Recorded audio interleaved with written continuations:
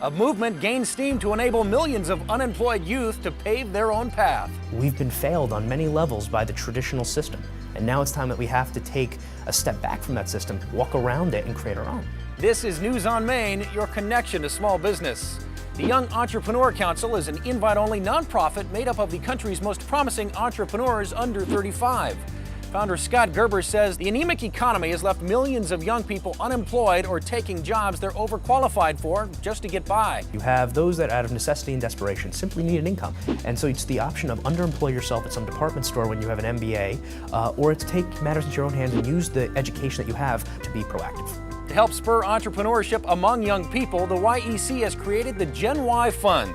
The fund will provide mentorships, student loan deferments, and capital to promising young startups. So we didn't just take the approach of, hey, let's go give money to a bunch of companies. We took the approach of what else do they need? So what we've done is say, well, how can we take government reform and a private enterprise solution, combine those to really eliminate the biggest barrier to entry for young people, that psychologically they cannot do anything to get a traditional job because they absolutely need to pay off those college loans. YEC member Jeremy Johnson co-founded Tutor, an online service that partners with universities such as USC and Georgetown to provide degree programs.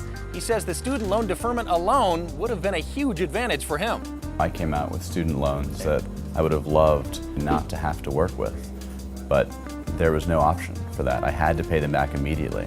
Jeremy also says now more than ever is the right time for young people to pursue owning their own business. Technology has evolved to a point now, perhaps for the first time in history, where it's actually viable for a young person with very limited capital and means to start a company and grow it.